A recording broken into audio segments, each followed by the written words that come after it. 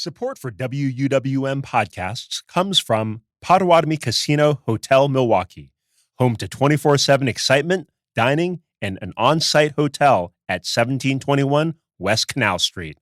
More information at potawatomi.com. This is Capital Notes from Milwaukee's NPR. I'm Maayan Silver, speaking with J.R. Ross, editor of WizPolitics.com. Hi, J.R. Thanks for joining me. Oh, thanks for having me. Well, it's been a tumultuous past few weeks for Democrats in Wisconsin's governor's race. First, as we discussed, County Executive David Crowley dropped out of the race and endorsed Lieutenant Governor Sarah Rodriguez. Then Rodriguez discovered that her campaign manager was mismanaging the campaign finances, and she dropped out of the race. Then Crowley got back in, and Governor Evers endorsed him. What should voters make of this? Well, this is a play by an establishment figure to try and shape the primary. Now, looking back when, Missy Hughes dropped out of the race, it was pretty simple. It wasn't like some in the party said, hey, you don't have a shot, you should drop out. It was, she came to the conclusion she had no path to win the nomination and no money to get there. She did have a path. When Crowley dropped out the first time, same thing. No money, no path.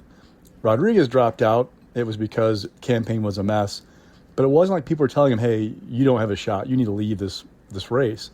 This is an example of somebody in the establishment, i.e. Tony Evers, trying to put his thumb on the scale of the primary and saying that he doesn't think Francesca Hong can win in November. So he's going for broke with David Crowley. Now, we'll see if it works. The question is, are there enough resources behind Crowley to leap him back in the top tier of candidates? And are there enough people who are worried about Hong's chance of success in November to kind of turn against her or not vote for her come August 11th, the primary?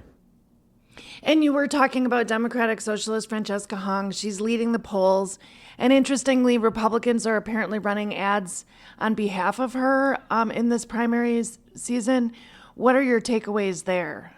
I think the Republican Governors Association is up to around $3.8 million so far that's reported spending the state to quote-unquote oppose Hong. But if you look at the ad, it features her saying that she's the only candidate who would take the party back to its progressive roots, talks about her opposition to Donald Trump's immigration policies, her opposition to ICE. It's running heavily in Madison and Milwaukee, which are two markets that are key for Democrats. There are buys on cable that suggest that this is really about trying to highlight her positions for Democratic primary voters. You see this all the time. Parties, groups playing in primaries, trying to get their favorite candidate because Republicans believe that Francesca Hong is unelectable come November. And if they get her, then it makes it easier for Tom Tiffany to win the governor's office come November.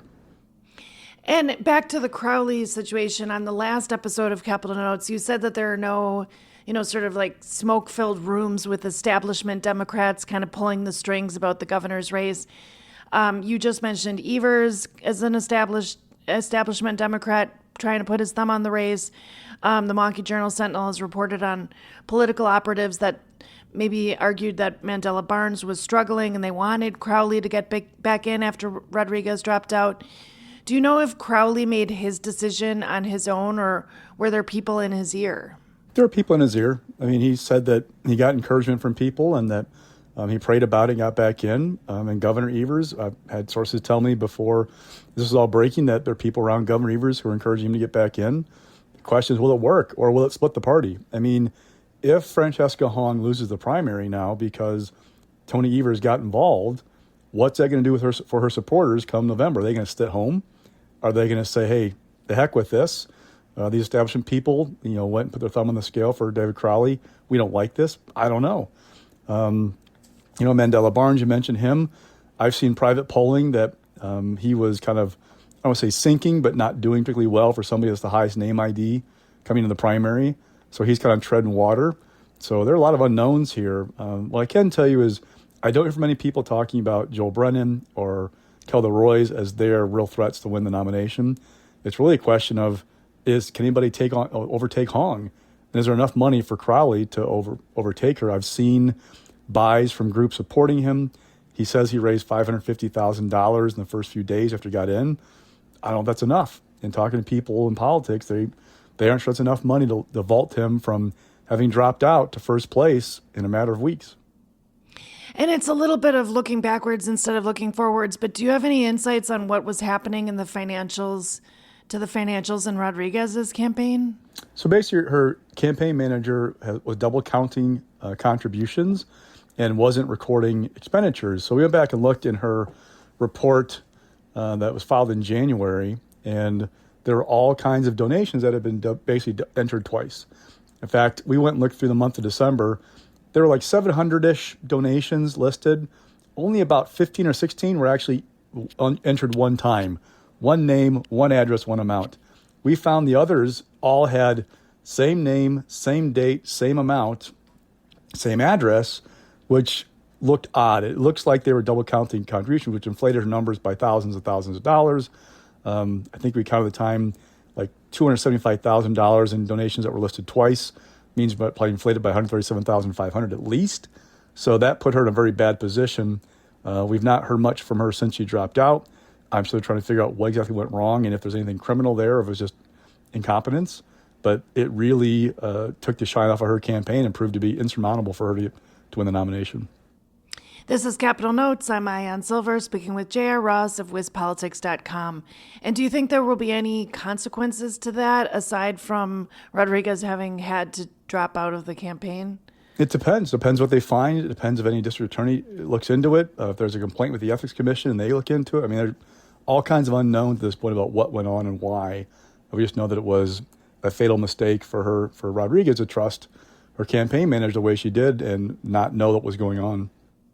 And with all this musical chairs of candidates on the Democratic side, what does all this shifting around mean for voters who may have already cast absentee ballots? The Elections Commission has said you cannot spoil your ballot and have a do-over. So if you've already turned in your absentee ballot and you voted for somebody who's dropped out, that's it. You can't ask for it back and do it again. Now, that wasn't the case before. They voted 4-2. I can't remember what date it was to say you can't spoil your ballot.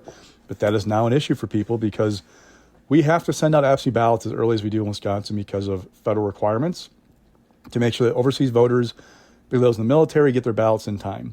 So with such a long window, if you cast your ballot right away, you do risk that somebody could drop out of the race and that you voted for. And I can't remember, as of sometime last week, more than 80,000 people turned in their ballots already. So we're well north of that at this point. And that's it. If you voted and you don't like who you voted for, you're done. You're stuck with that person through the primary.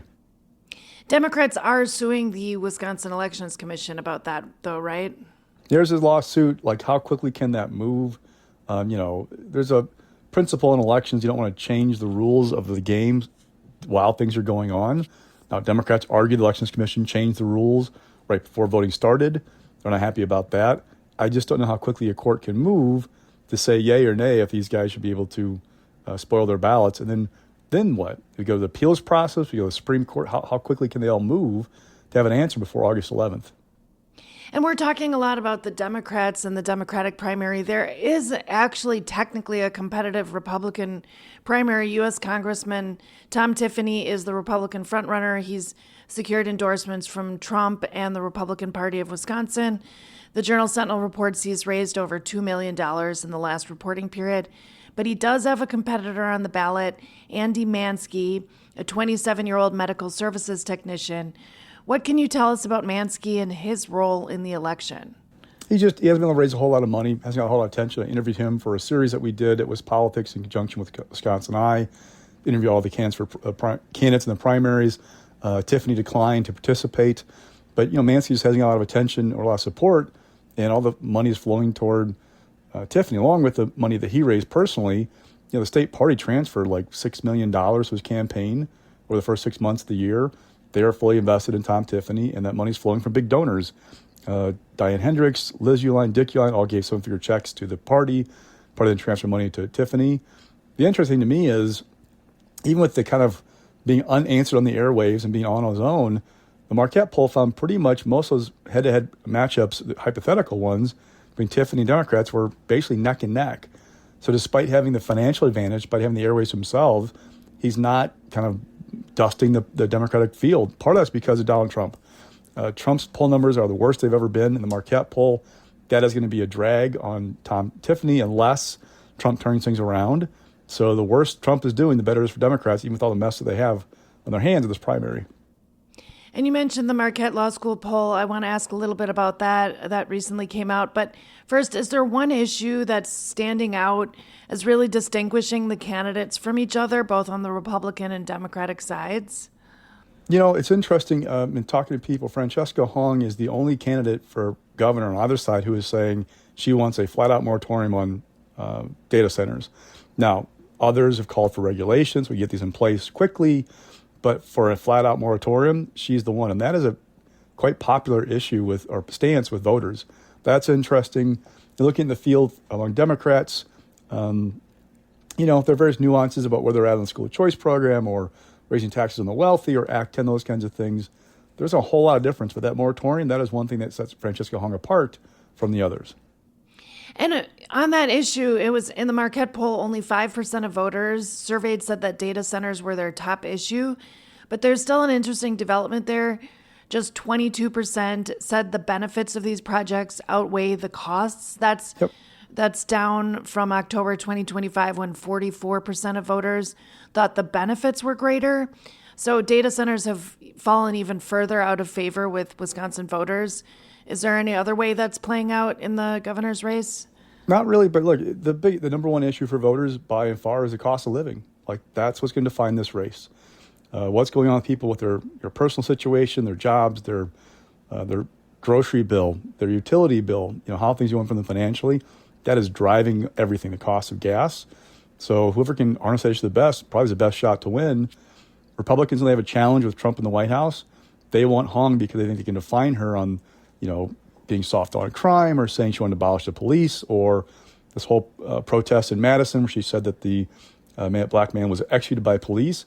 They think they can use all those lines that she's had against her and make her unpalatable to swing voters come fall. What are you going to be most watching for in the Democratic debate tomorrow? Does anybody stand out? Is there a viral moment? Look, these debates, I've covered them for years. We write about them extensively. Anymore, let's be honest, it's late July on a Tuesday night. Who all is paying attention? Who's tuning in? Are people really undecided who are tuning in? Are people who are already engaged tuning in?